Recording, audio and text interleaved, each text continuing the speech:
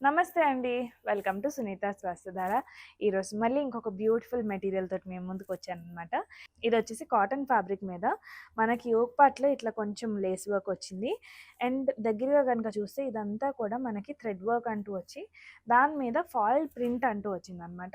కింద దామన్ దగ్గర కూడా చూస్తే ఇలా మనకి లేస్ వర్క్ అంటూ వచ్చింది. సో, దీనికి దుపట్టా వచ్చేసి మంచిగా షిఫాన్ దుపట్టా వచ్చింది. చాలా బాగుంది కదా!